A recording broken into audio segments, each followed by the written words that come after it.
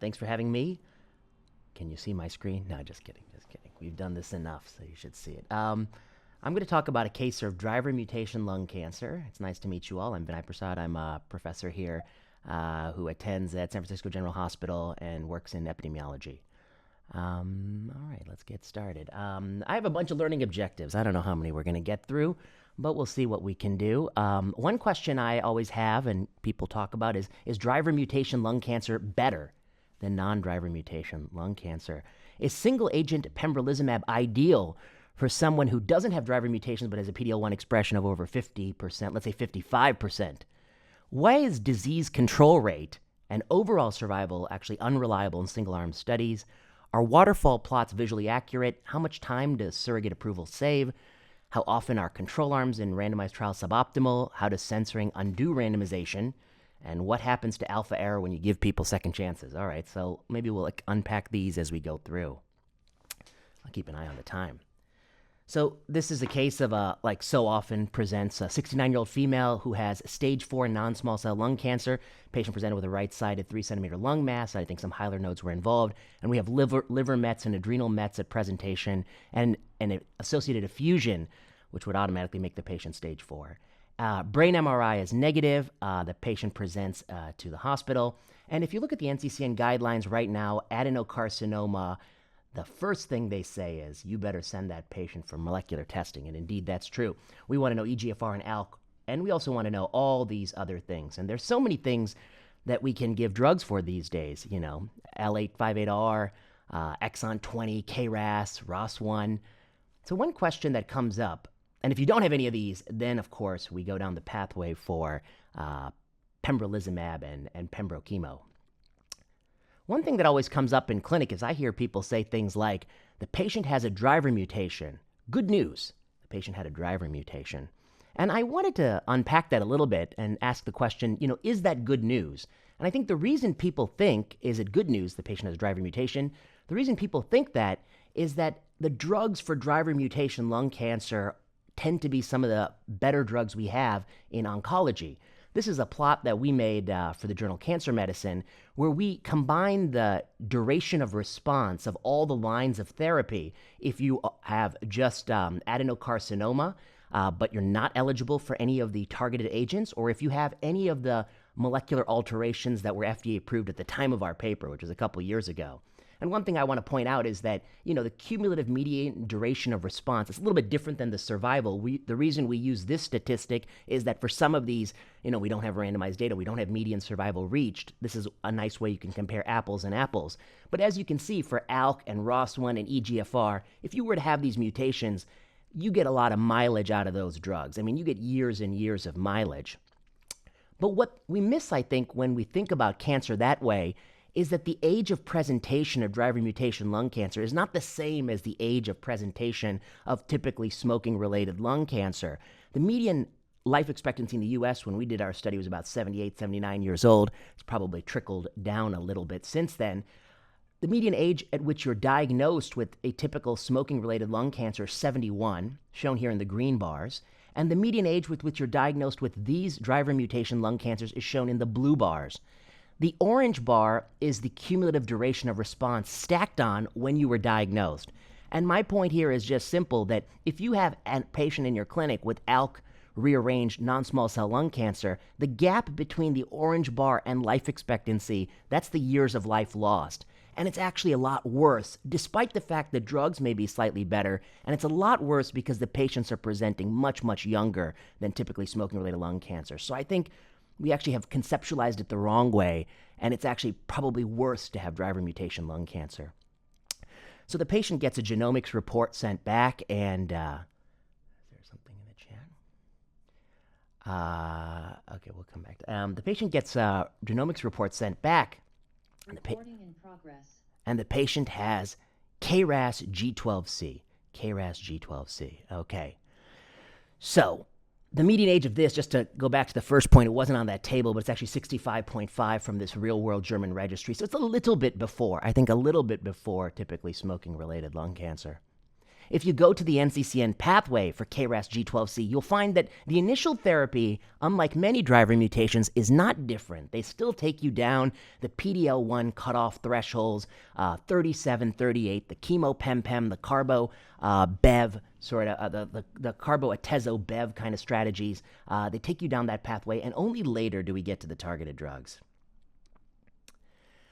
So the patient gets carbo-pem-pem and has a partial response, but progresses in about, I can't see my screen, was it 7 months? I just wanted to make a side note about non-small cell lung cancer. You know, if you look at the guidelines right now and the patient has a PD-L1 expression of over 50% and good performance status, it actually says category 1 recommendation, and this is based on a randomized control trial comparing pembrolizumab to chemotherapy in people with PD-L1 over 50%. Single-agent pembrolizumab is listed. And below that is carbo-pem-pem. You could also give carbo-pem-pem. And I think we often run into the question of whether or not pembrolizumab monotherapy to somebody with a PD-L1 just over the cutoff, let's say 55%, is a good decision. And I tend to think it's a bad decision. It's a bad decision for a few reasons. One, this is a paper by Aguilar and colleagues where they stratified the response to single-agent pembrolizumab by PD-L1 TPS score. And what you see is that the response rate shown on the right is 32% if you're 50 to 89%, and it's 60% if you're over 90%. 50 to 100% is a big category, and there is a continual interaction between the amount of PD-L1 stain and the response you're going to get from single-agent pembrolizumab.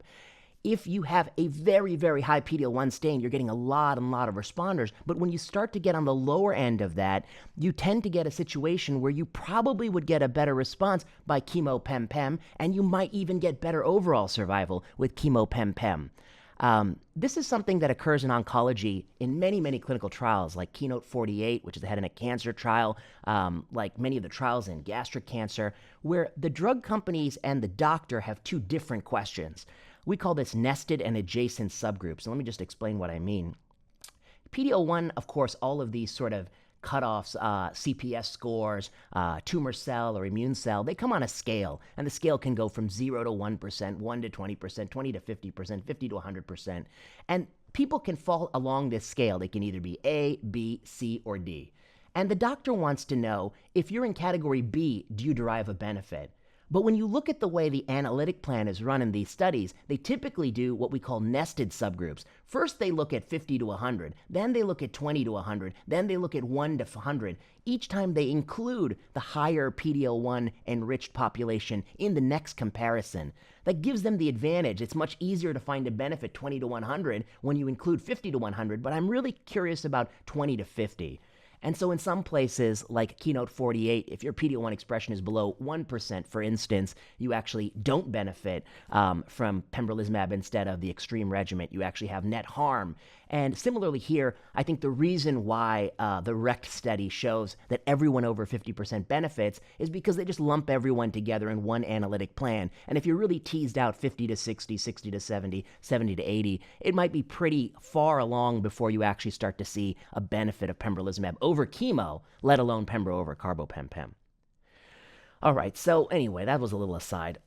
The 69-year-old lady, good ECOG, she gets carbo-pem-pem. She's got liver and bone lesions that get progressively worse after about 7 months. She had a response. They started to get worse. What do you want to give her? Any guesses? What is the drug we give for KRAS G12C? Oh, gosh. I showed it there. Well, anyway, I won't make you guess. You know it's Sotorasib. Sotorasib, the Amgen drug.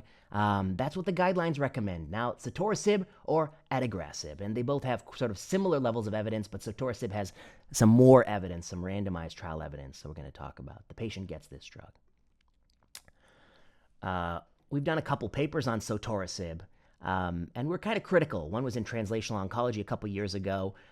We asked, can we rule out cracking KRAS led to worse overall survival, not better? And then recently we published a long paper in the Lancet Oncology. It's called The Fate of Sotorasib, a Regulatory Failure Potentially Harming Patients. It's called Quackery, but that's not our title. That's a section in the Lancet Oncology.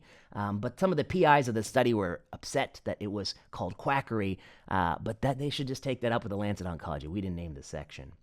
All right.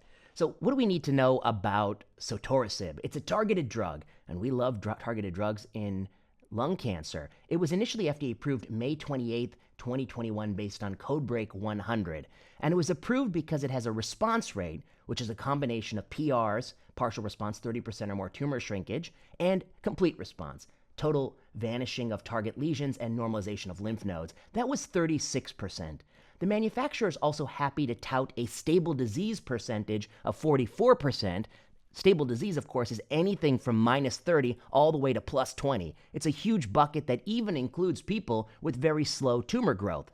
And they call this the disease control rate, which is the sum of those two variables. No, sorry, I got distracted by the chat. When it comes to RAS, the reason why people got so excited about drugging RAS is in part because it's such a common oncogene that's mutated across many, many cancers, but also because of the biological challenge. RAS is this big, round, smooth protein, and drugging it doesn't really have a nice, easy to find binding pocket. It's really like trying to palm a basketball. It was, I think, from a chemical synthesis standpoint, a great advance that Sotorasib and adagrasib were even developed. I think that's good from a biology standpoint.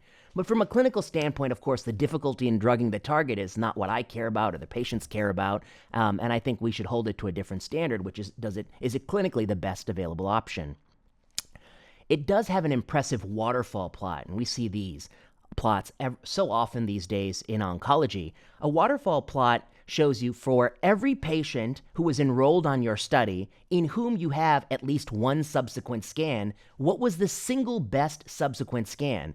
So if you have a tumor shrinkage and you get shrinkage on the first 4 scans and then finally tumors start to get bigger, it's going to take the 4th scan. If you don't have any shrinkage at all and the first thing that happens is the tumor grows, it's going to take the first subsequent scan. So anybody with tumor growth on the left here, you know that's their first scan. Anybody with shrinkage, you don't know when it happens. If it's the 2nd scan, the 100th scan, you just don't know where it happens.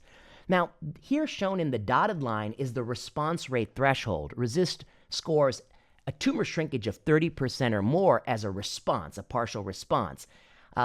You'll notice sometimes that the bars are also color-coded. They're color-coded in teal, which means partial response, and dark blue, which means stable disease. And every so often you'll say, hey, look at this person. Their response is huge. It's a 60% shrinkage. But why are they called stable disease and they're not called a partial response? Does anyone know why are you below the bar here, but you're not called a partial response, even though you've passed that 30%? Does anyone know the answer? You can put in the chat, maybe.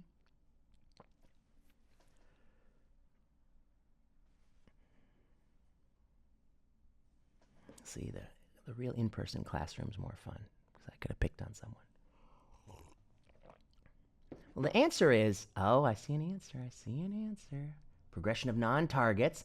I think in this case, I think that's a possibility. You could have progression of non-target lesions and you would never be considered a responder. There's another possibility. I think that probably accounts for a fraction of those bars, but probably there's a bigger fraction that's accounted for.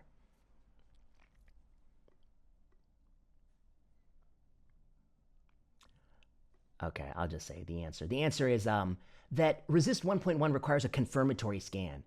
Actually, if you have a deep tumor shrinkage, but on the next scan it's not shrunk anymore, it's already regressed, it's already gotten bigger, you don't get scored as a response. You need a confirmatory scan in RECIST. So this is the single best subsequent scan. It's not the second best scan. If it's the second best scan, it would actually mirror, I think, much more closely the response rate. So the other thing that's not shown on this figure is anyone who dies before they can get a scan. That's also not shown on this figure. And for those two reasons, because waterfall plots omit people who've died, and they also show single best imaging and not second best imaging, because you need a confirmatory scan to be scored as a response. For those two reasons, waterfall plots provide a visual overestimate of response, typically by, we did a study on this, typically by 7 to 12 percentage points, depending on investigator-assessed or central assessed BICR assessments. So I think anytime you look at a waterfall plot, take it with a little bit of grain of salt. That was my point number 2. The website for Sotorasib proudly says the median overall survival in the salvage setting, for God's sakes, a tough setting, is 12.5 months when you give, I think, 74 people Sotorasib. They hail this as that's good. I mean, of course, we think that is good. This is the second line or beyond setting in lung cancer. But the problem with overall survival and the problem with disease control rate when you're looking at an uncontrolled trial is that these are generally entirely unreliable and can't be used to draw efficacy, to draw conclusions about the product. And here's why. You know, in oncology, we have two classes of endpoints. We have measures of activity, drug activity. The first presentation was on pathologic complete response. That's a measure of does the drug have activity, anti-cancer activity? Does it kill cancer cells? I think response rate, MRD, these are all measures of whether or not drugs kill cancer cells. They're direct measures of in-tumor activity. Efficacy, of course, means does the patient feel better or live longer as a result of getting those two therapies? Now, in single-arm studies, disease control rate, progression-free survival, overall survival, they don't capture activity. They capture activity plus the biology of the people you've enrolled, including indolent biology. And you can get very good DCRs, very long overall survival in the setting of a mediocre product. I'll just finish this thought, then you can say something, Alan. The more hurdles you have to enroll in a study, the more examinations you have, the fewer the sites it accrues in, the longer the time goes to enroll in a study, the more you're going to screen out people with rip-roaring cancer and select for people with indolent biology. And so typically, phase 1 and phase 2 trials have much longer DCR, big DCRs and long OSs because they've weeded out people with aggressive, explosive disease. And that's less likely to be the case in randomized studies because, of course, it's going to be randomized between the two arms. You subtract one from the other.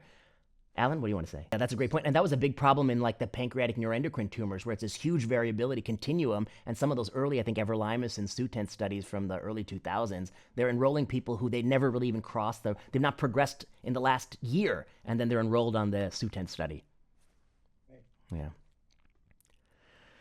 Okay, so one point I want to make is that, you know, why do we have this paradigm in oncology, which is, well, we give a drug to 126 people, we measure the response rate is 37%, we'll give the drug approval, then we're going to run the randomized study.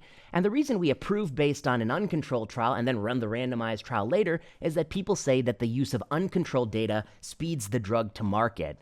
If you take a look at Sotorasib, it's a very interesting regulatory history because in Codebreak 100, they start enrolling people August 2019, and the data cutoff is March 2021.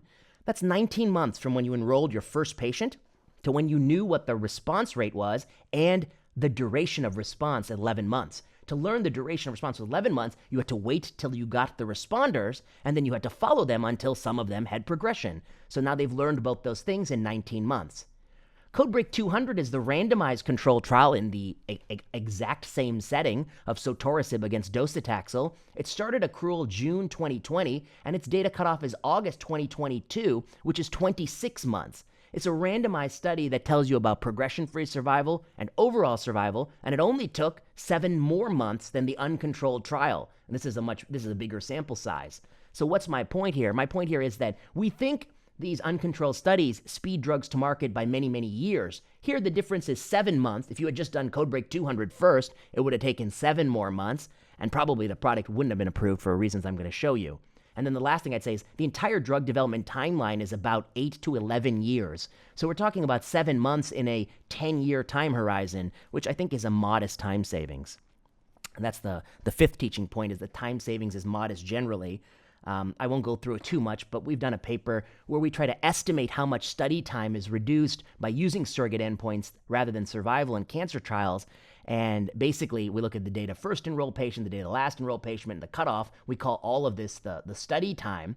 And I won't bore you with the results, but it varies by the line. In the frontline settings, you do get some savings by using response rate or PFS if you want to approve a drug in the front line. But the moment you get to third or latter line, there's actually no savings from using surrogate endpoints and modest savings along the way. In other words, the more lethal a cancer is, the less you need a surrogate. You know, like in pancreas cancer for olaparib in the POLO study, you didn't even need to use a surrogate of PFS for POLO because you had already measured the median overall survival because it's such a lethal malignancy. Okay, and I think second line KRAS G12C is pretty lethal. The next point I make is that not all drivers are the same. You remember Sotorasib has a 37% response rate and an 11-month duration of response, meaning among the people who responded, how long until it took for their tumor to get 20% bigger.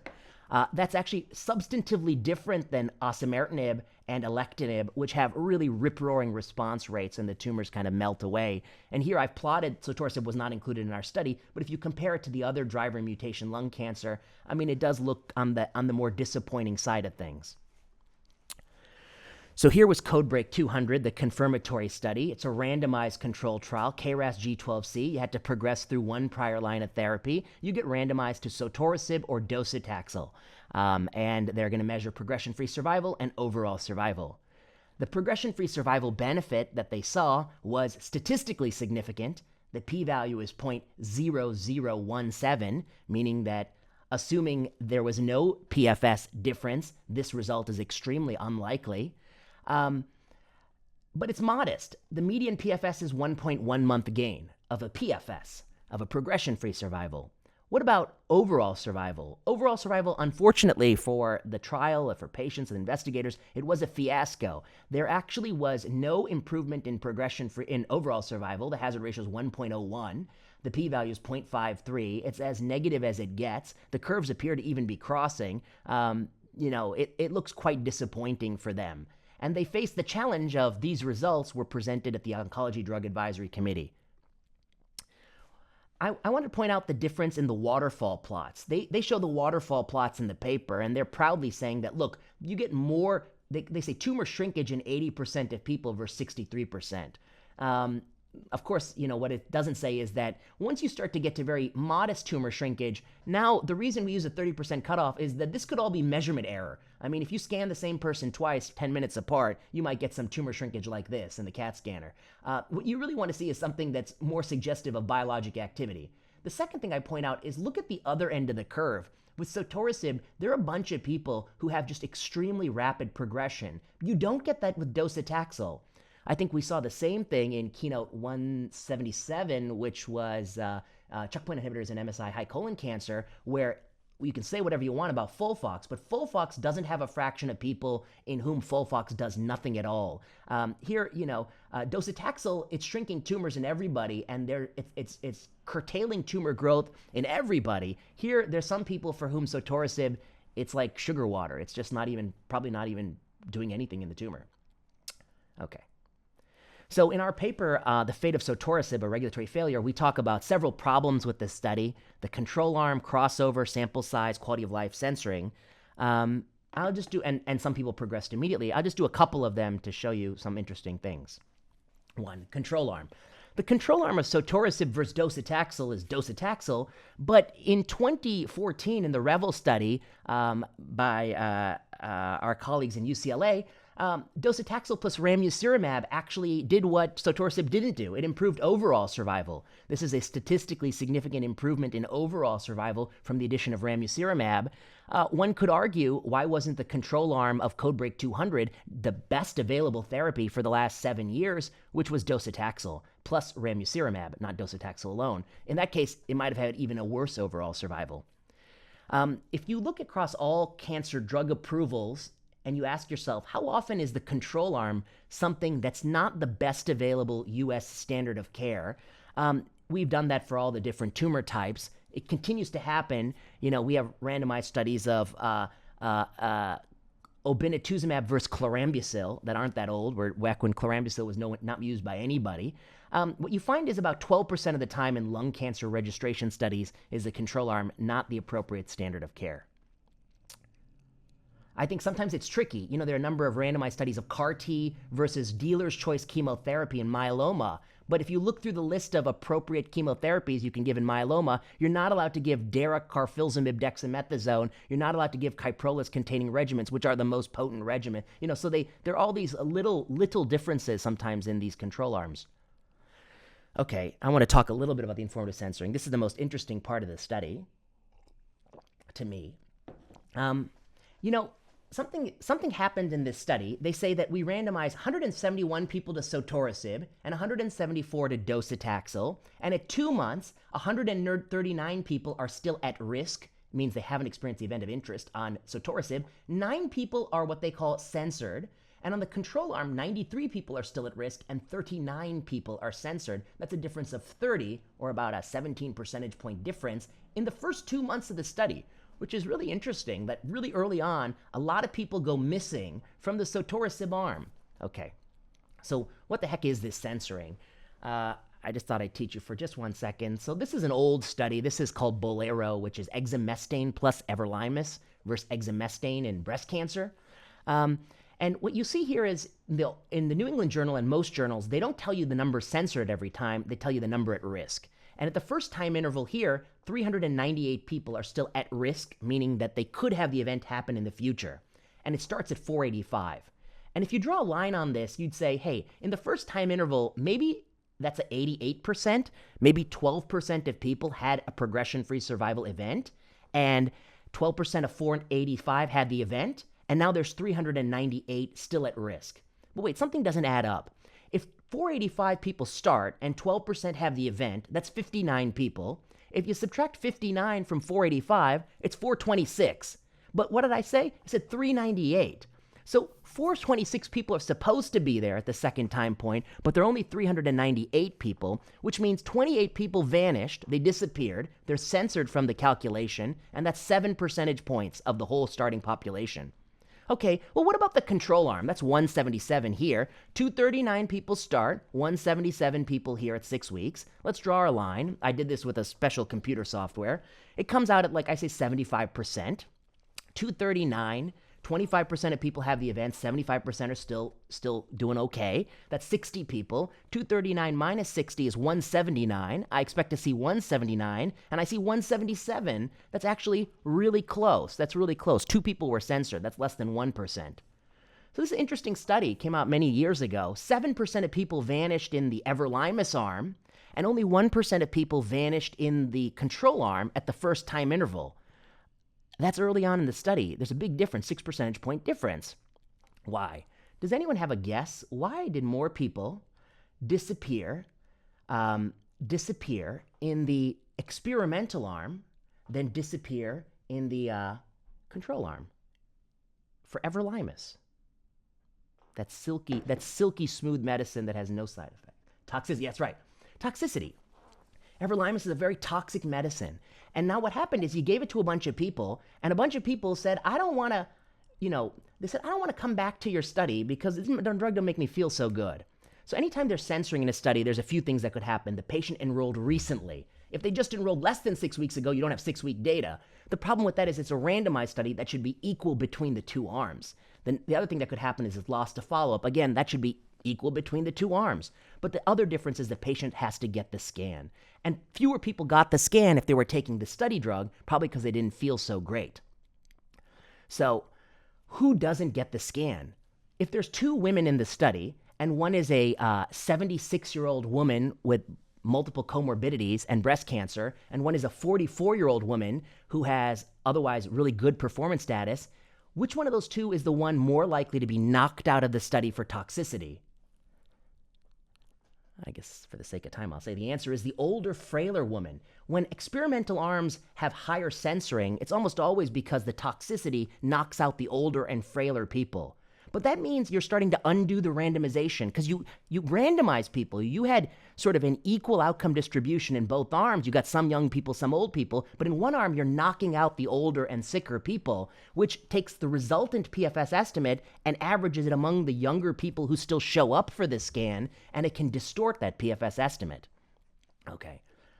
All right, won't go through all this, but basically, we've proven mathematically that all the results can evaporate if you make different assumptions. So, when I was a fellow at the NIH, now I guess more than 10 years ago, my program director, Tito, was really interested in censoring. And if you'd go to his office, you would see all these printouts of New England Journal articles, and he had all those lines drawn on it because he was looking at this all the time. And at first I thought he was plotting something against the Capitol, but then I realized no, he's just studying censoring. Just studying censoring is all okay. he got really interested in this. He said, I hate drawing these lines. I really want them to report the number of people censored. And so he went to David Collingridge at Lancet Oncology, said, David, make them tell me how many people are censored. And David said, okay, we can do that. And that actually happened in 2017. And that's why they tell us in the Sotorasib paper how many people are censored, because Tito lobbied to do that. And, you know, when you look at studies now, you'll find that at the bottom, censored people. And so a few years ago, a medical student came to me in Oregon, and she wanted to do a research project. And I said, you know, we've been collecting the data on censored people in the Lancet Oncology. No one's really looked at it. What happens if you look at all the data? And she did this paper where it's an empirical analysis of all those censored people. So let me just show you the figure. This is the first time point in a randomized study in cancer medicine of all the papers that came out in all of the Lancet journals, actually, because they did it in the main Lancet too. And on the y-axis, it says the sample size of the study, 0 at the bottom, 2,000 person randomized study at the top. And on this left side of the figure, this is the difference in censoring between the two arms. These are studies where there's more intervention arm censoring over here on the left. And these are studies on the right where there's more control arm censoring on the right. And what you see is that, you know, they tend to be in the middle. They tend to be sort of randomly distributed in the middle. But there are some outliers. There's one over here that's really fishy. Bolero's not on this chart, but it would be way out here. It's kind of fishy. There's one over here on the right that's got tons of control arm censoring. Okay. The weighted average is slightly, that if you look at all the randomized trials in cancer, we've replicated this, slightly more people drop out on the control arm than the intervention arm. Does anyone know why in cancer randomized studies, slightly more people drop out of the control arm than the intervention arm?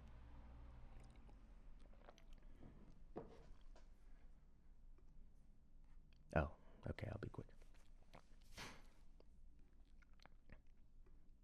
Why would slightly more people drop out of the control arm? Yes. Okay, it's not. I like this perceived ineffectiveness. What they mean, what I think you mean by that is like they're disappointed. They know they're getting the control arm. They don't want the control arm. They want the experimental drug. They think it's ineffective. They perceive it to be ineffective. So they say, let's throw in the towel. We don't like this. And actually,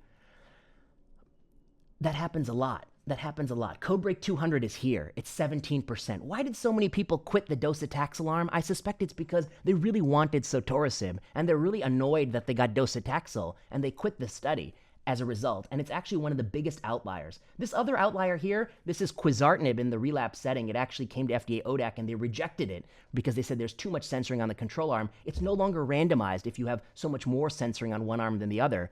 Why is it no longer randomized?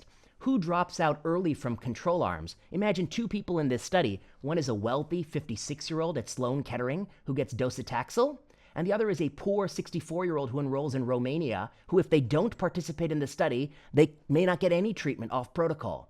Who's the one who's going to drop out?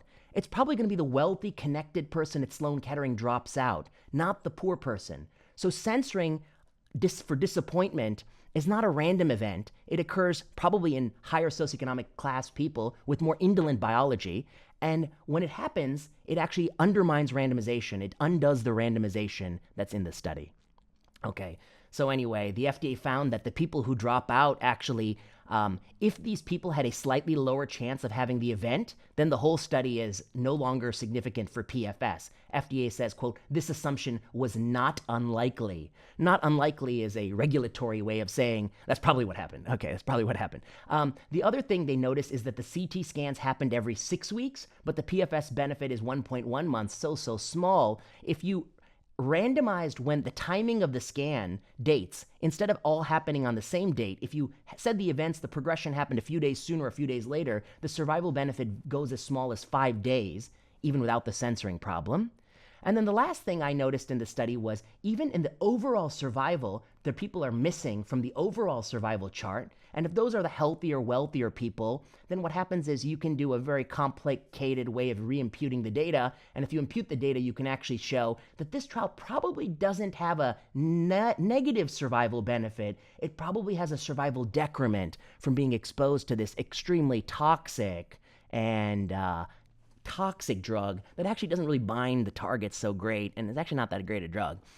There's a 10% imbalance in death on study drug in this study. All right, I'm just going to conclude. Last point. So what's my point here with this study? It's so interesting. I mean, on face value, it's a drug with a small PFS benefit and no OS benefit. But the more you pull on the study, you realize that the PFS benefit is probably distorted, and the OS benefit might even be a survival harm that's being hidden from dropout of the healthier people because they were disappointed. Okay. The FDA actually didn't reject the drug. They said you get one more shot, Codebreak 202, so one more shot.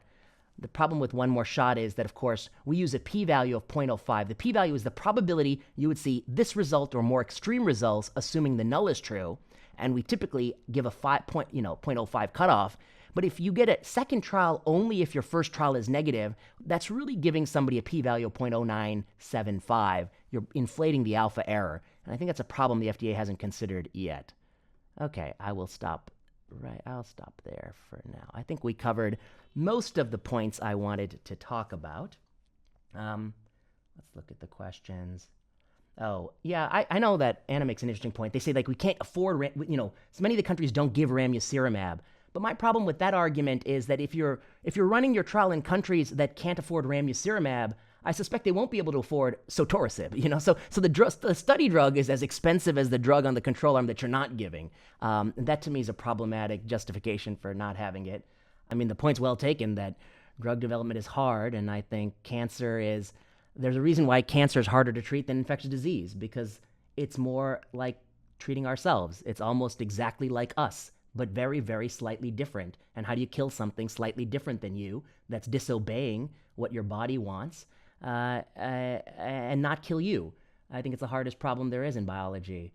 I guess I'm a little more skeptical that sometimes I think that approving drugs that don't do much will subvert drug development. For instance, like liposomal irinotecan in the salvage setting in pancreas cancer makes it harder to do second-line studies in pancreas cancer, and really is an extremely mediocre product.